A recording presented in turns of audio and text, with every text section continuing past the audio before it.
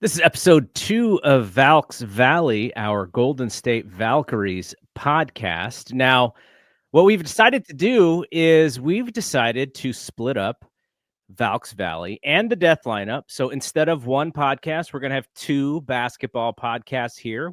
Kind of easier now that the Warriors are out of the playoffs and we're not going to be talking about as much about them. And it is Valkyrie season. But the two podcasts will be a little bit shorter. We were usually running about 45 to 50 minutes for a full Death Lineup. And now we'll have two 20 to 30 minute-ish episodes of Valks Valley and the Death Lineup in the BSPN feed. Firstly, I just want to thank the folks who have given us some feedback on the You Stay interview. And Bri, you've had about 4 days to practice how to pronounce her last name. Where are you at with the pronunciation? Because I have one for you, but it's still not great.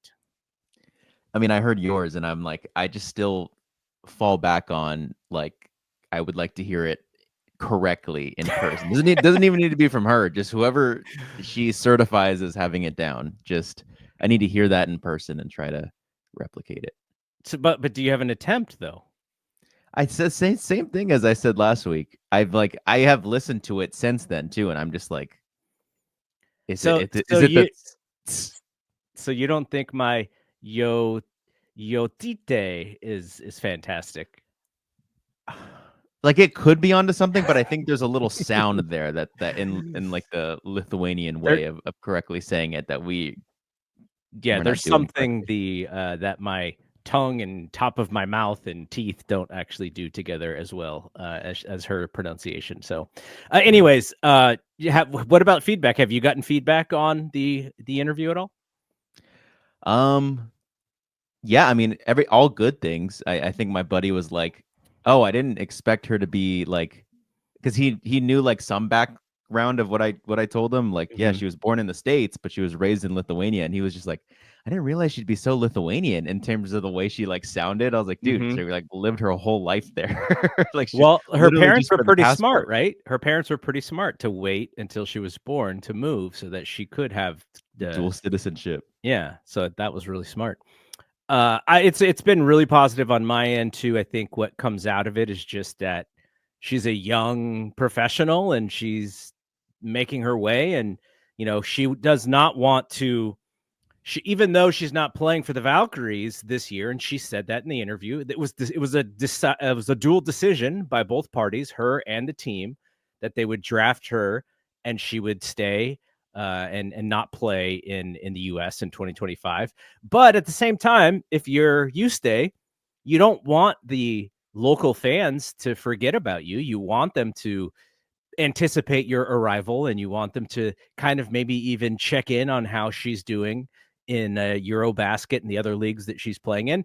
And I think the benefit is next year, and we do have to wait a little while, when the Valkyries have one of the top 3 or 4 picks, whomever they bring in, and if Ustay comes over, like is the plan, you have 2 really, really high-level prospects to add to your roster in 2026, which is going to be really interesting. And and then the CBA is going to change, and who knows, the CBA in general changing could affect whether people come out or not, because we saw a lot of people who we thought possibly would come out, like Olivia Miles and AZ Fudd, and they just decided to hang out and stay in college and maybe win a title. But the monetary aspect of it is just not there for them to give up what they're doing and their lifestyle currently. So maybe the CBA does change that a little bit in the future, which could be beneficial for the Valkyries and also beneficial for the other expansion teams coming. Yep. All right, let's talk about their first W. You were in the building last night, Valkyries and the Mystics. And I will admit, I'm watching this game and I'm just thinking, okay, they're close, but Washington's about to make a run and they're going to put this thing. It's going to be similar to the Sparks game. They actually make the run much earlier in the game than I thought was going to happen. They went on like a 17-0 run or something crazy like that. But then the Valkyries just started chipping away, chipping away, chipping away. But even late in the game, I still thought, okay, they have gave a great effort. They showed a lot of savvy, a lot of guile. They have some players who opened some eyes last night. But at the end of the day, the Mystics have Brittany Sykes, and the Mystics have outside shooting in the case of Sonia Citron. And eventually that's going to be the demise of the Valkyries. And Veronica Burton was like, I am going to close this game out. I am going to be Steph Curry and Jimmy Butler all at the same time. I'm going to slow this game down in the second half to move the pace back to our advantage. And when need be, I'm going to put them in night-night mode. She didn't actually do night-night, but I know you saw the fans all doing it when she hit the three to kind of put the game out of reach. And I was just like, wow, what a fun moment. That crowd was going nuts. You were there.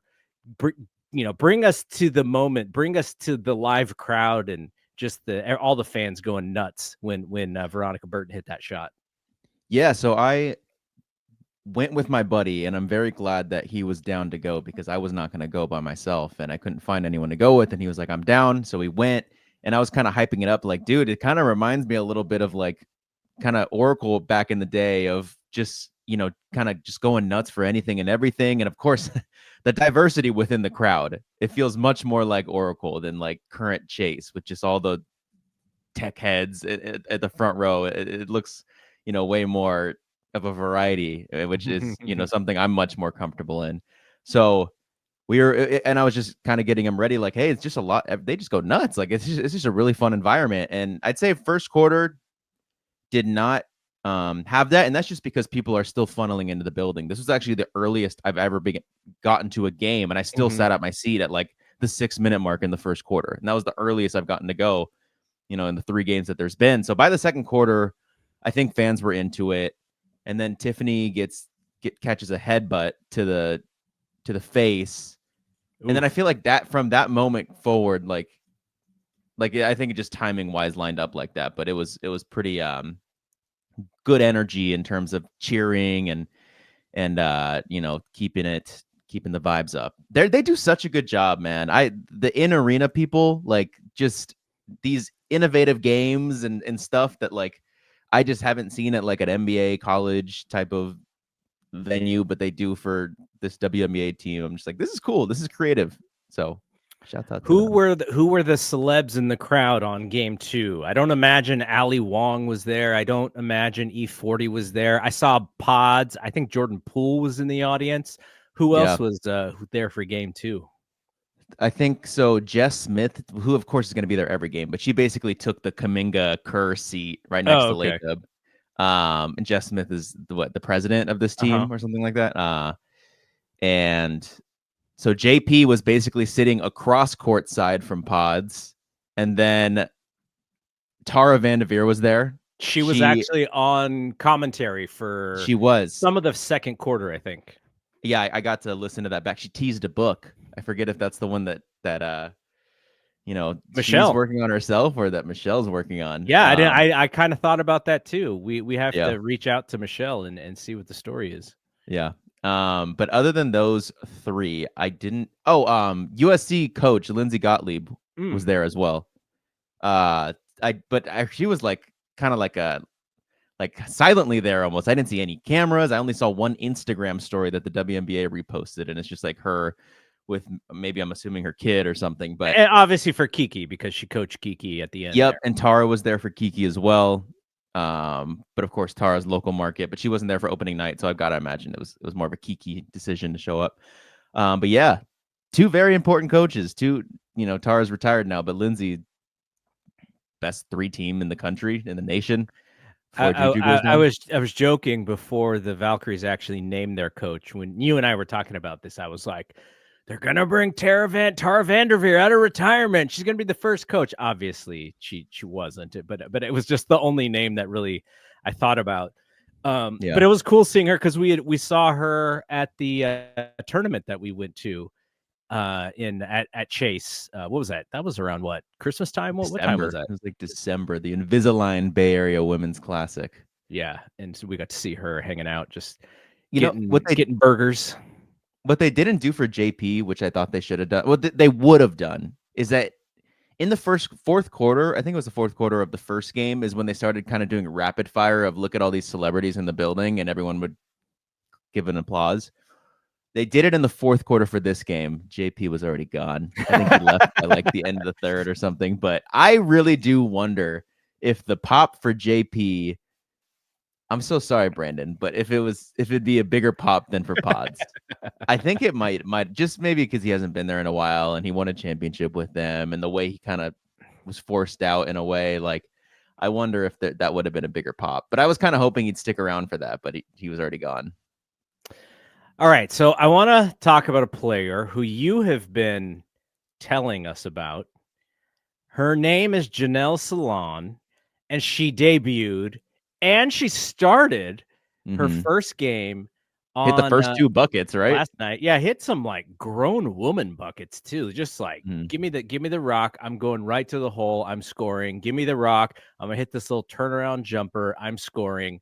I thought it was. I was like, man, she's about to put up 50 tonight. It didn't happen that way exactly, but let's talk about her because there are things that she can do with the basketball.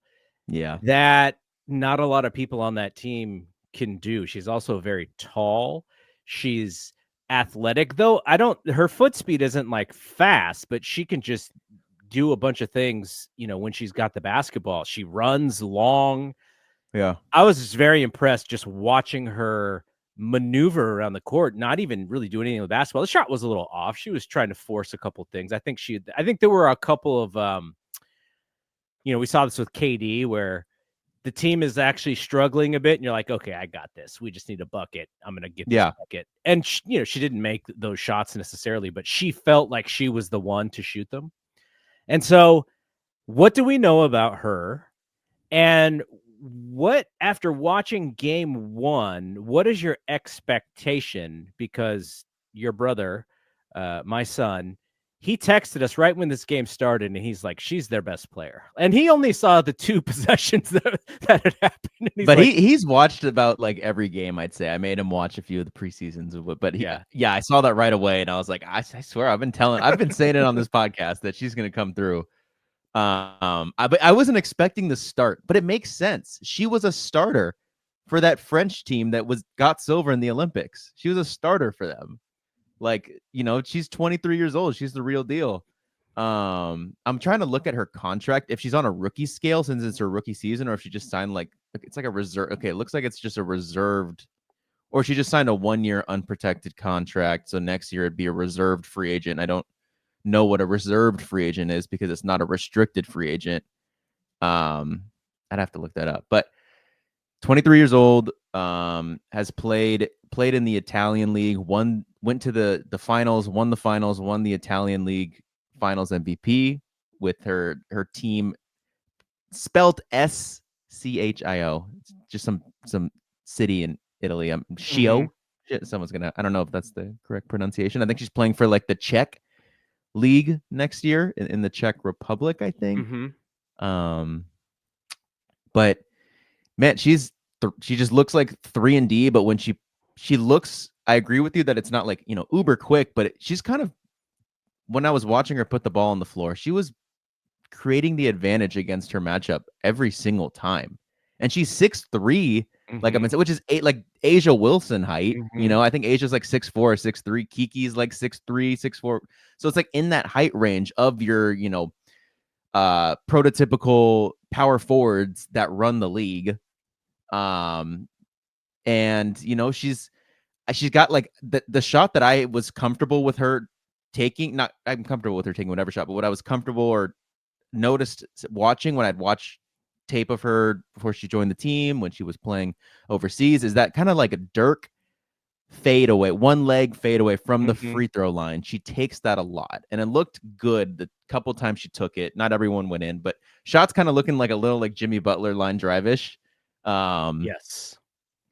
But man, she's good. Just if you can create that advantage, just being quicker than your opponent, creating the advantage. Like, you don't have many players on this team who can create the advantage like that.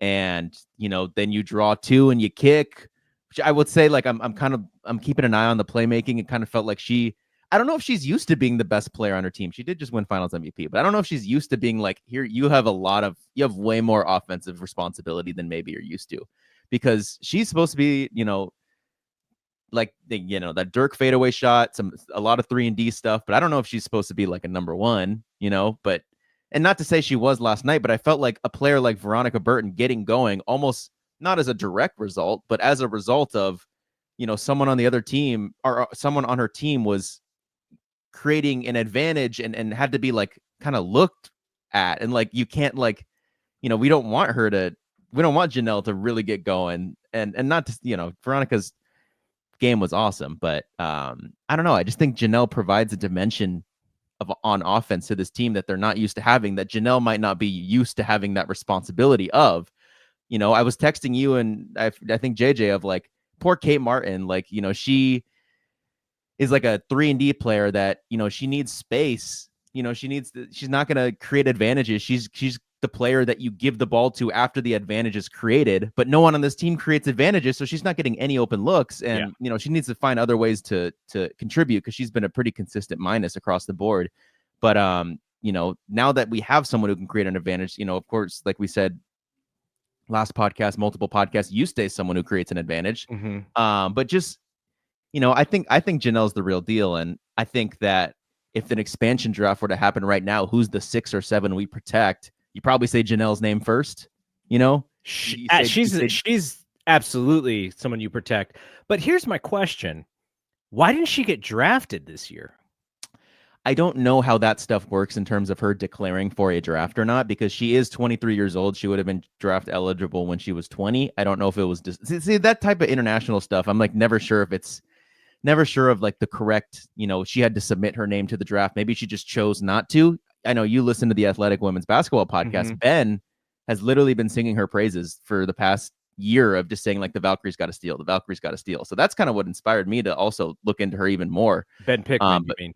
Yeah, Ben Pickman. He's on the money. So, yeah, it's just she's gonna be, if she started in her first game after having no training camp, no preseason, comes in the day before the first ever game, and she starts by the second game, she's your starter for the rest of the year. If she doesn't. Well, there was a CBS Sportsline article, and I forgot to look at who's the reporter, but they had asked Natalie about, like, how are you going to watch her minutes? Because she just got out of a season, and Natalie's like, she's in shape. Like, so she doesn't have to get in shape. She's already in shape, but you do have to monitor her minutes for the wear and tear. And the broadcast yesterday with Jacob, Toby, and what's Morgan's last name again? Morgan starts with the R. Yeah, I think that it like might be even it might even rhyme. Morgan Reagan. Yeah, that sounds right.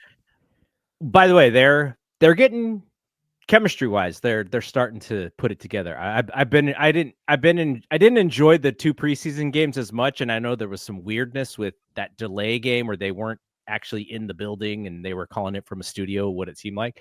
But 2 games in, I think they're doing a pretty good job. So shout out to them.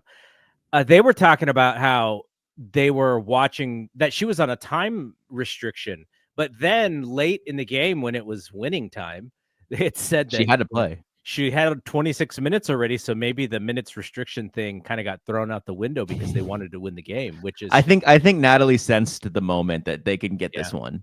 Yeah. And I think they went for it. And, how I said last podcast with, like, I feel like you need to, you don't have a typical clutch lineup. You might have to sub in fresh bodies, which is not, a common thing when it comes to clutch time. You want to roll with your 5 to 6 and, ride it out till the end of the game. But the Valkyries 5 to 6 is never going to be better than the other team's 5 to 6. But they did basically just do that tonight. They basically just ran 5 to 6. I believe it was Carla.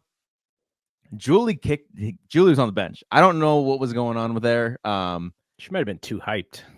I don't know. Like Tiffany, I looked at the WNBA does this cool thing where I'm on this tab right now looking at everyone's rotation, and it looks like Julie subbed in around close to the end of the first, gets subbed out before the end of the first. So she doesn't even close the quarter after coming in at the end of the quarter.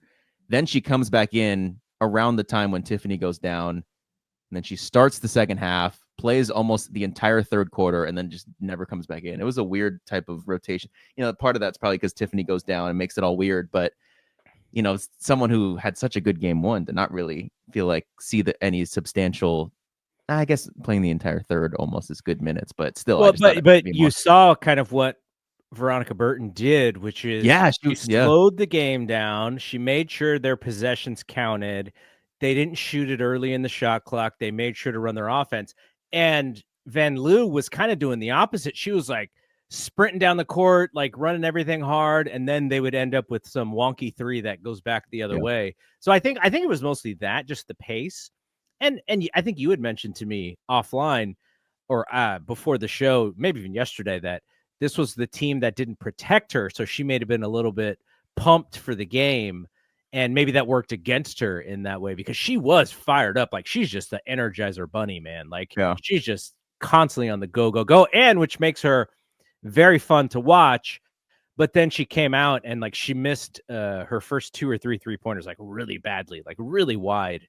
And then shot clock stuff, but Carla, not her fault. But Carla, who provides a similar energy, what did she do? She started hitting her corner three, and that cemented those minutes for her. Did she? How many did she hit?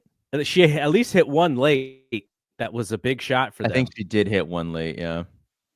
But she also, the thing is, like, that's why that was my confusion with like the decision to, I'm a big Carla fan. I want to see Carla minutes, but for Carla to already close the game like that, where you could have gone Julie Veronica, but instead you go Veronica Carla. I was like, I thought that was a really interesting it would have been Tiffany if Tiffany didn't get hurt, but she got hurt. So, but I almost think you might be onto something there with Julie kind of demanding more of an on ball. Just who she is. She's a playmaker. So Carla. Although Carla is someone who probably is better with the ball in her hands, like she's just a rookie figuring things out. She's not going to demand the ball from Veronica. So she got her nose busted too. She was bleeding. She takes some hard falls, man. Carla's on the ground every single game, but she did take a shot. Another thing I want, like, do we think that? And I have multiple thoughts that are scattered about this game. I'm trying to bring them all together, but in the first game and in the second game, you have Kelsey Plum breaking a record for most points in a season opener at 38. And then tonight or last night, something in the 30s. And then last night you have Brittany Sykes. What'd she go for? 30 or 32 or something? Brittany Sykes had she had 30 exactly. So my question is, and I think I have a little bit of an answer, but do we have bad guard defense? Or are we just happening to run into players on, a first all W team type of trajectory? And I think it's a little bit of both. I think Brittany Sykes coming off of that unrivaled season, like I had her in fantasy last year and she was just kind of injured throughout most of the year, but she's able to stay on the court. She is good. I don't know if you've like, the one thing I notice when I always see her is just when people like have insane wingspans. She has an insane wingspan, like the Moses Moody, like great on-ball defender because of it. And, I think Brittany Sykes is a bucket and I think she's really good. And I don't know if you saw any of the jawing back and forth between her and Pods. I was like, what the hell is Pods even saying here? That's another conversation that Pods gets too on the court, man. He thinks he's in the damn game. And I'm like, dude, you're going to get in trouble.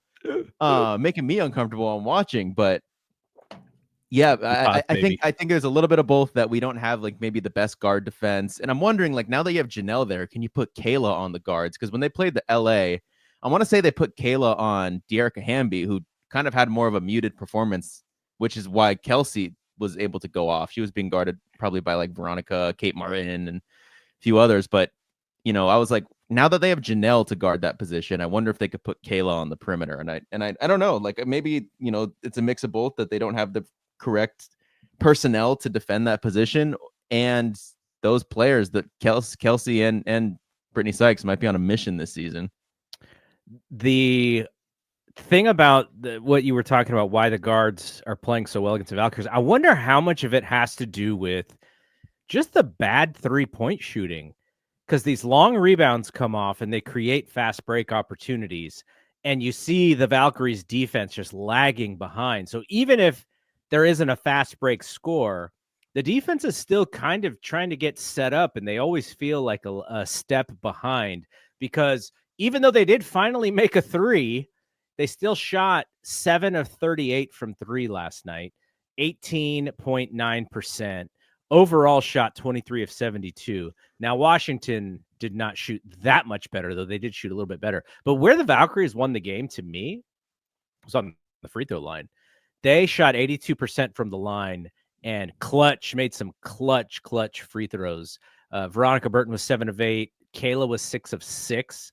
It was Carla, because I was actually you just made me think about that. Carla could be also getting the nod because she gets to the line. She creates contact, and as much as she gets, slammed to the ground, it's because she's kind of creating contact. So that could be a reason to have her in that line. Off the top of your head, who were the top plus minuses on the team? I think I already looked at this, so this might be cheating. Kayla was 1. She was a plus 19. Burton? No, Burton was even. She was flat even, which is kind of weird because no, it was Carla Late. She was a plus 17 in her 21 minutes. Poor Kate Martin played only 9 minutes in this game, and she was a minus 15. So she was in a lot of that run that I was saying that Washington made when I was like, man, they're going to run away with this game already. Yeah. Okay, so there was a new player who we hadn't seen yet, Stephanie Talbot. I still can't figure out what her game is. I guess she's kind of a 3-and-D, but she didn't really do much. She put up 2 shots. They were both threes. She missed them. She only played 8 minutes. There was a rough patch of a minute. So when she got checked in, I was like, oh, shoot, Stephanie Talbot's playing. And for those who don't know, she was our expansion draft pick from the Los Angeles Sparks. She hasn't played yet. She was injured. So those 2 preseason games, that first game, I've said on this podcast that when her and Xanda Lasini are healthy, they will be in this rotation. Steph Talbot got absolutely crossed. She almost, I thought she tore ACL. Absolutely crossed by Emily Englister. I don't know how to pronounce that name. She was the one. She has a lot of the tattoos on her arms. Yeah. And so then she has a nice drive to the bucket, kicks it to Kiki for the bucket, and it's like, oh man, like that's rough. By the way, I don't want to make jokes about ACL injuries because I don't know if you followed this, but have you seen the studies with women tearing their ACL way more often than men? And I think Sue Bird, and I forget the name of Sue Bird's partner, but she played soccer. Megan Rapinoe. Yeah, Megan. They're kind of like putting the word out and saying how a lot of it is probably hormonal related. So there's going to be some studies out there about the ACLs, and I think science is finally paying attention. I guess I'm sure people in the know, but I think there's going to be more studies based on that. So I didn't want to make it's just what it looked like. We've seen this happen a lot. Someone gets crossed over and everyone goes, oh, that's what happened. Yeah, and so she got crossed. Then literally the following possession, the Valkyries are now on offense. They kick it to her in the left corner. She puts up a shot, gets blocked by Emily. So she got crossed by Emily, and then literally the following possession blocked from 3. And that's like, she's getting back into the swing of things. But that was just a rough, like, hey, welcome back type of stretch for her. Was there a specific lineup that you want to see? Because they get the Sparks again on Friday, and I imagine they're going to make some adjustments. So later today, when most people listen to this, the adding Janelle definitely gives them a different look, especially defensively, because she's so long. She's got those long arms, and I kind of wonder. I sort of see and I have an NBA brain, so I apologize for that, but I'm thinking about things in the NBA scope. But she seems like way more of a stretch 4 than a 3 to me. Just that, when you utilize that lineup, because she's so athletic and she can actually get out to the wing. If she can hit that jumper a little bit more consistently, that maybe that's the way they open up the floor for some of the stuff that you were talking about, where you can maybe stick Kate in the corner and get her, because that's what they were doing. They were running their offense to get corner threes, and they were just missing a lot of them. But those corner threes are open. Like those things are there for the making, which is why I said if Carla can make that shot, she's going to play. For some reason, I don't remember Kate being in the corner, but I think it was it Kayla? Yeah, Kayla was 2 of 8, and I feel like all 8 were like right in the corner. And they're all pretty wide open. Yeah, and they were there for the taking. So that is what they're trying to do. And Natalie, she's just like, she keeps saying, she's like, let her rip. Like she keeps saying it. So she's not, doesn't look like she's too frustrated with 7 for 37 or whatever. She wants them to keep shooting them. So guess who could hit that shot? Who? You stay.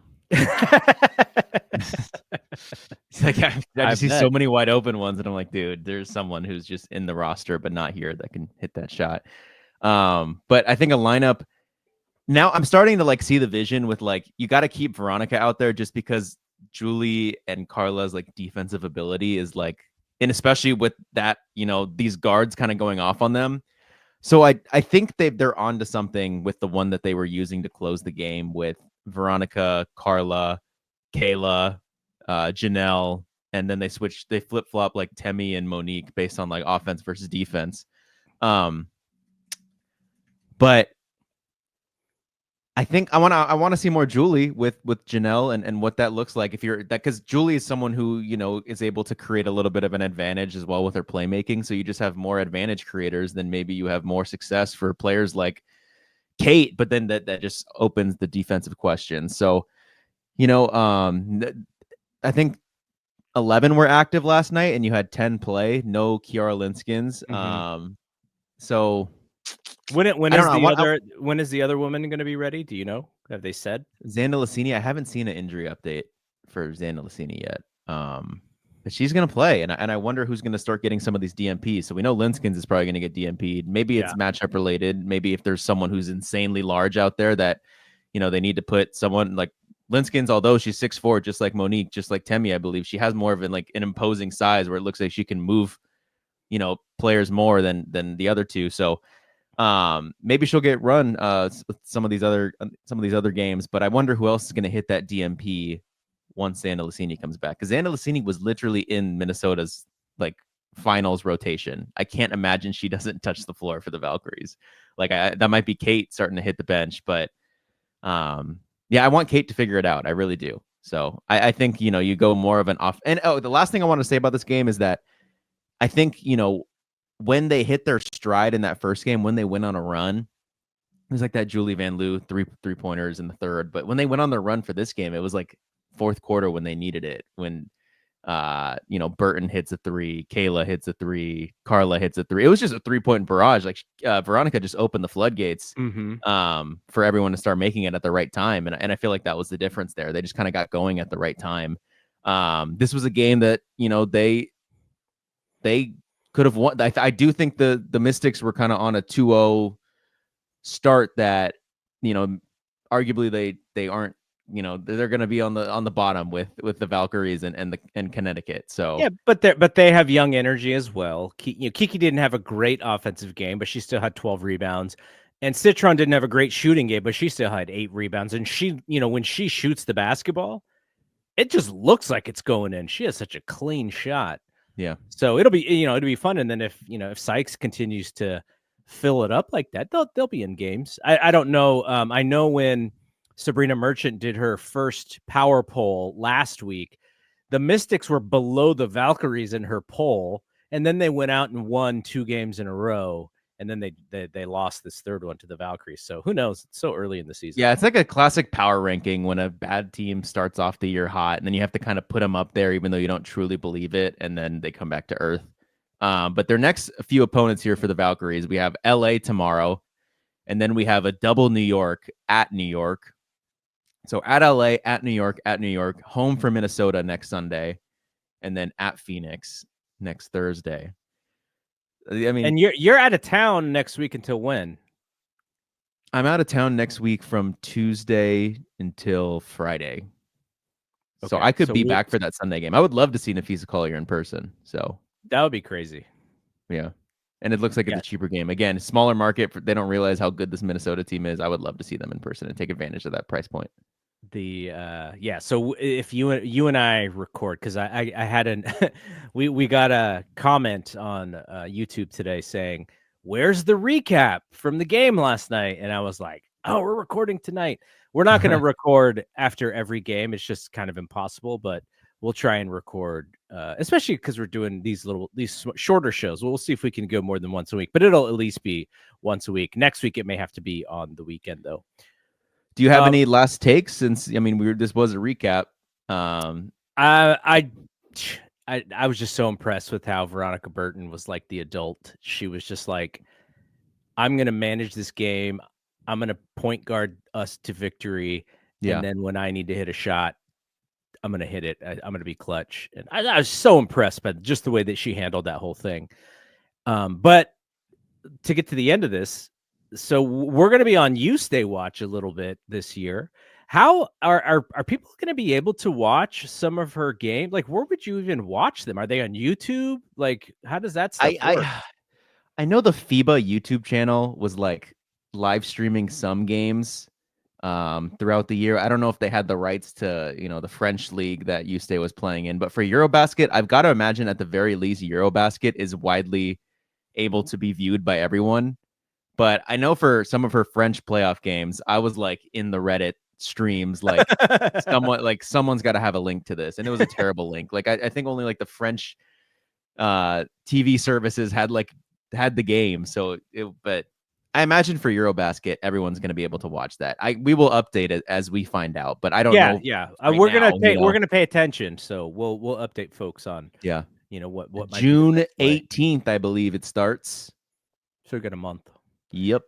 Okay, and for folks who haven't checked out the interview, we have the full audio version that is in the BSPN podcast network feed. We have the full podcast on the YouTube channel, and I've also just clipped out Brian's interview also on the YouTube. And then I just took a little 2-minute version of that interview where You Stay says that she's not coming this year, but there is an agreement between her and the team in case people are writing a story about her. They want to use that little YouTube embed. It's there for people to utilize if they do want to use it for her stories. We have her on record as saying she is not coming and what her plan is. So that is there for people to check out and utilize as well. So we'll be back. And by the time we're back to talk about this team, there's going to be like another 3 games, I think, under their belt. So Brian may have to do some catching up. I don't know how he's going to watch them on vacation, but I'll be out there for one day with you, but you're going to be gone for longer than me. All right. That's it from here. Our second episode of Valks Valley. For Bri, I am Double G. We will see you when we see you. Peace out.